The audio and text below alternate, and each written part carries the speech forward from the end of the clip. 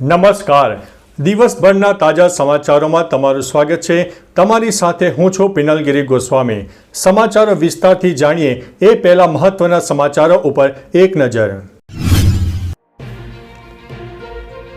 મિત્રો, આજની વિડીયોમાં સૌપ્રથમ વાત કરીશું બંગાળની ખાડીમાં ઉદ્ભવેલા વાવાઝોડાને કારણે ભયંકર તબાહીના દ્રશ્યો પણ સામે આવી રહ્યા છે. સાથે સાથે અનેક વિસ્તારમાં 1 ઇંચથી લઈને 8 ઇંચ સુધીના વરસાદ નોંધાયા છે. જે વાવાઝોડાને કારણે 12 વ્યક્તિઓના મૃત્યુ થયા છે. બીજી તરફ ગુજરાતમાં ઠંડીની આગાહીની વાત કરીએ તો આગામી 72 કલાકમાં ગુજરાતમાં ઠંડીનું પ્રમાણ વધશે. ન્યૂનતમ તાપમાન 15 ડિગ્રી કરતાં અનેક વિસ્તારમાં નીચે જાય તેવી પણ સંભાવના છે. તેની પાછળનું મુખ્ય કારણ છે કે ઉત્તર ભારતના ઉત્તરી પટ્ટામાં આગામી 24થી 72 કલાકમાં વેસ્ટર્ન ડિસ્ટર્બન્સ સક્રિય થશે, જેની શીતલહેર ગુજરાત અને રાજસ્થાન સુધી જોવા મળનારી છે. મિત્રો, અન્ય મહત્વના સમાચારની વાત કરીએ તો ગુજરાતમાં બની છે ફાયરિંગની ઘટના.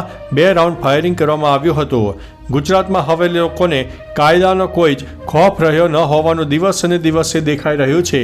તાજેતરમાં બનેલા બનાવો પરથી લાગી રહ્યું છે કે લોકોને કાયદાનો ડર જ નથી. હવે સુરતમાં ફાયરિંગ થયું હોય તેવી ઘટના પ્રકાશમાં આવી છે. ઉધનામાં એક ફાઇનાન્સર પર 2 રાઉન્ડ ફાયરિંગ કરવામાં આવ્યું હતું. 2 લોકો બાઇક ઉપર આવીને ઓફિસ આગળ ફાયરિંગ કર્યું હતું. સમગ્ર મામલે પોલીસે તપાસ હાથ ધરી છે. મિત્રો, અન્ય મહત્વના સમાચારની વાત કરીએ તો 2030 સુધીમાં ટેક્સટાઇલ માર્કેટ $350 મિલિયન થઈ જશે. કેન્દ્રીય ટેક્સટાઇલ મંત્રી ગિરિરાજસિંહ સુરતની મુલાકાત દરમિયાન કહ્યું છે કે 2030 સુધીમાં ટેક્સટાઇલ માર્કેટ $350 મિલિયન થઈ જશે. તેઓએ કહ્યું છે કે સુરત માત્ર ગુજરાતમાં જ નહીં પરંતુ આખા દેશમાં કાપડના શહેર તરીકે પ્રખ્યાત છે, જે આખા વિશ્વમાં સુરતની અલગ ઓળખ છે. કેન્દ્રીય ટેક્સટાઇલ મંત્રીએ આપેલી માહિતી અનુસાર ટેક્સટાઇલના વેપારીઓ સાથે બેઠકનું આયોજન કરવામાં આવ્યું હતું. મિત્રો, અન્ય મહત્વના સમાચારની વાત કરીએ તો 1 ડિસેમ્બરથી બદલાશે મોટા 4 નિયમો. એલપીજી ગેસ સિલિન્ડરના ભાવ બદલાઈ શકે છે. કોમર્શિયલ ગેસ સિલિન્ડરથી લઈને ઘરેલું ગેસ સિલિન્ડરના ભાવમાં ફેરફાર થઈ શકે છે. એસબીઆઈ ક્રેડિટ કાર્ડના નિયમમાં ફેરફાર થઈ શકે છે. ડિસેમ્બરમાં અનેક દિવસ બેંકોમાં રજા રહેશે. જલ્દીથી કામ પતાવી લો. ટેલિકોમ રેગ્યુલેટરી એટલે કે ટાઈએ સ્કેમ અને ફિશિંગને રોકવા ઓટીપી નિયમ બદલશે. મિત્રો, અન્ય મહત્વના સમાચારની વાત કરીએ તો નલિયા અને વડોદરા ઠંડુગાર, લોકો ઠૂંઠવાયા છે. ઠંડીનો ચમકારો રાજ્યમાં વધ્યો. નલિયા અને વડોદરા રાજ્યના ઠંડા શહેર બની ગયા. પવનની દિશા બદલાતા ઠંડીનો ચમકારો ઝડપથી વધી ગયો. નલિયા અને વડોદરામાં 13 ડિગ્રી ન્યૂનતમ તાપમાન જોવા મળ્યું. રાજકોટમાં 15, ડીસામાં 15.2, ગાંધીનગરમાં 15.2, અમદાવાદમાં 16.01, સુરતમાં 18 અને વેરાવળમાં 19.04 ડિગ્રી તાપમાન નોંધાયું છે. મિત્રો, અન્ય મહત્વના સમાચારની વાત કરીએ તો પંચમહાલમાંથી નકલી પોલીસ જવાનનો પર્દાફાશ થયો છે. નકલી ઘણા સમયથી ચાલતું આવે છે. બજારમાં પોતાની ઓળખ ઊભી કરવા માટે લોકો એટલી હદ વટાવી દે છે કે પોતે શું કરે છે તે ભૂલી જાય છે. જ્યારે તે પકડાઈ જાય છે ત્યારે જોવા જેવી થાય છે. હવે પંચમહાલમાંથી એક નકલી પોલીસ જવાનને ઝડપી પાડવામાં અસલી પોલીસને સફળતા સાંપડી છે. નકલી પોલીસ પાસેથી 2 બાઇક જપ્ત કરાયા છે. પોતે પોલીસ હોવાનું કહીને બાઇક લઈને ફરાર થઈ ગયો છે. મિત્રો, અન્ય મહત્વના સમાચારની વાત કરીએ તો બીજેડ કૌભાંડના એજન્ટની કરતૂતનો પર્દાફાશ થયો છે. રાજ્યમાં બીજેડ પહોંચી કૌભાંડથી ચકચાર મચી ગયો છે. બીજેડ કરોડોના કૌભાંડના મુખ્ય એજન્ટ મયુર દરજીનો એક વિડીયો સામે આવ્યો છે. વિડીયોમાં આ એજન્ટ કારમાં બેસીને લાખો ડોલર ગણતો જોવા મળે છે. બીજેડ ગ્રુપ સામે સીઆઈડી ક્રાઇમે એક એજન્ટ સહિત સ્ટાફ મળીને કુલ 7 લોકોની ધરપકડ કરી છે. ઉલ્લેખનીય છે કે કોર્ટે આરોપી મયુર દરજીના 2 દિવસના રિમાન્ડ મંજૂર કર્યા છે, જ્યારે અન્ય 6 આરોપીઓને જ્યુડિશિયલ કસ્ટડીમાં મોકલ્યા છે. મિત્રો, અન્ય મહત્વના સમાચારની વાત કરીએ તો પાન મસાલા ખાઈને જાહેરમાં થૂંકનારા સાવધાન થઈ જાઓ. અમદાવાદમાં પાન મસાલા ખાઈને જાહેરમાં થૂંકનારા સાવધાન. અમદાવાદમાં જાહેરમાં થૂંકનારને દંડ ફટકારવામાં આવી રહ્યો છે. સામે આવેલા આંકડા અનુસાર અમદાવાદમાં જાહેર રોડ પર થૂંકનાર 623 લોકોને ઝડપી પાડીને 63,400નો દંડ ફટકાર્યો છે. જો તમે જાહેરમાં થૂંક્યા તો 10 ગણો દંડ ભરવો પડશે. છેલ્લા 1 અઠવાડિયામાં સોલિડ વેસ્ટ મેનેજમેન્ટ વિભાગે અનેક લોકો સામે કાર્યવાહી કરી છે.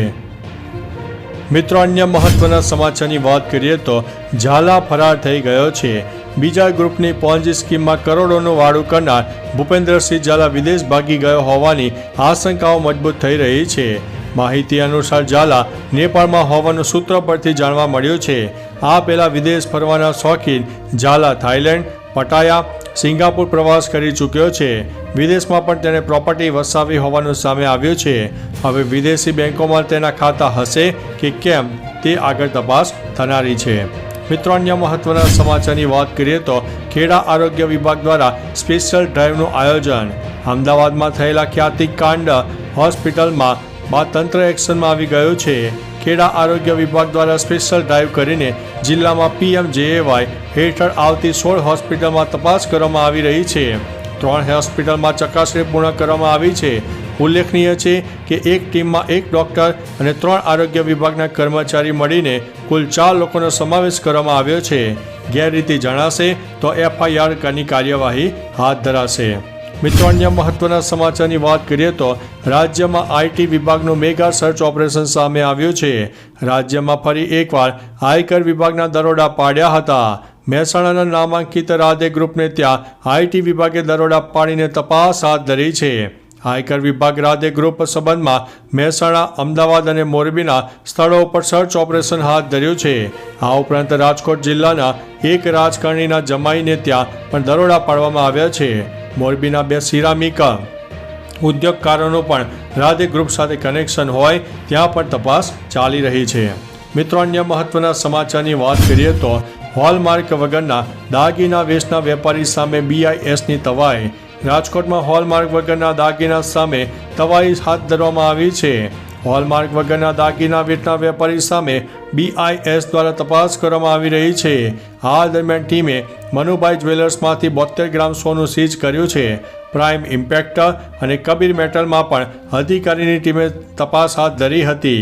BISની ટીમને બાતમી મળી હતી કે રાજકોટમાં કેટલાક વેપારીઓ હોલમાર્ક વગર સોનું વેચી નાખે છે. મિત્રો, અન્ય મહત્વના સમાચારની વાત કરીએ તો ભુવનેશ્વરમાં સેન્ડ આર્ટિસ્ટે PM મોદીની આકૃતિ બનાવી છે. વડાપ્રધાન નરેન્દ્ર મોદીની ભુવનેશ્વર ખાતે મુલાકાતને લઈને ભાજપના કાર્યકર્તાઓની સાથે જનતામાં પણ ઉત્સાહનો માહોલ જોવા મળી રહ્યો છે. સેન્ડ આર્ટિસ્ટ સુદર્નાસ પટનાયકે PM મોદીના સન્માનમાં એક વિશાળ આકૃતિ બનાવી છે. રેતી કલાકાર સુદર્શન પટનાયકે વડાપ્રધાન મોદીને આવકારવા માટે પૂરી બીચ ઉપર સુંદર રેતીની કલા તૈયાર કરી હતી. PM મોદીના ઓડિશા પ્રવાસ પહેલા આ વાત કરવામાં આવી છે. તો ચાલો મિત્રો, ફરીથી દેશ અને દુનિયાના સુપરફાસ્ટ સમાચાર લઈને મળતા રહીશો. ત્યાં સુધી અમને રજા આપશો. નમસ્તે.